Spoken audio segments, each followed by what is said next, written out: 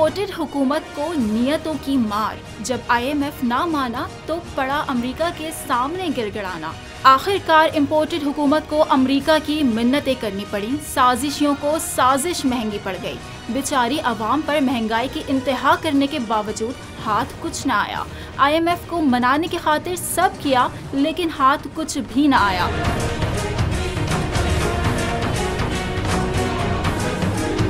Imported हुकूमत ने America से IMF की कारकर्दगी का गिला किया और कहा पेट्रोलियम मसनूआत की कीमतों और बिजली के टैरिफ में इजाफा करने के बावजूद IMF मुज़ाकरात को तैयार नहीं। वज़ीर ख़ज़ाना मिफ्ता इस्माइल और आयशा गौस पाशा ने इस्लामाबाद में अमरीकी सफ़ीर से मुलाकात की और मदद की दरख्वास्त कर दी। मुलाकात में अमरीकी सफ़ीर को बताया कि हुकूमत ने मुश्किल हालात में भी GDP के 2.2% के बराबर इक़दाम किए, लेकिन मुज़ाकरात के 3 अदवार और कई ऑनलाइन राबितों के बावजूद IMF ने मेमोरेंडम का ड्राफ्ट तक शेयर नहीं किया।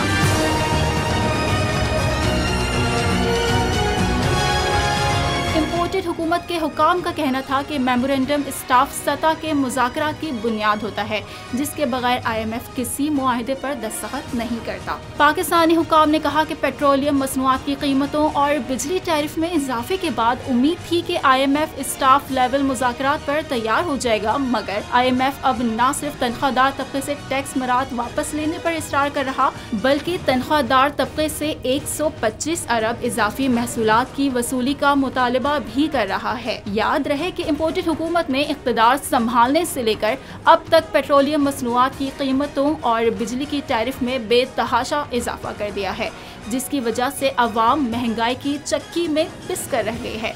यहाँ तक कि खाने पीने की अशिया भी अवाम की दस्तरस से दूर होती दिखाई देती हैं। जब भी इम्पोर्टेड वज़ीर ख़ज़ाना मिफ्ता इस्माइल से इन फैसलों के बारे में सवाल किया गया तो उनका एक ही मौक़िफ़ था कि कीमतों में इजाफा ना करते तो IMF प्रोग्राम नहीं मिलेगा, और अगर ऐसा हुआ तो मुल्क दिवालिया हो जाएगा।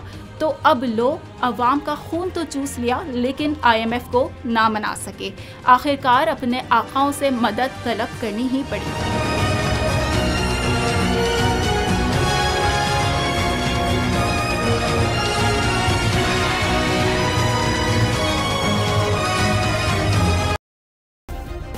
सब्सक्राइब करें और बेल दबाएं ताकि कोई खबर रह न जाए।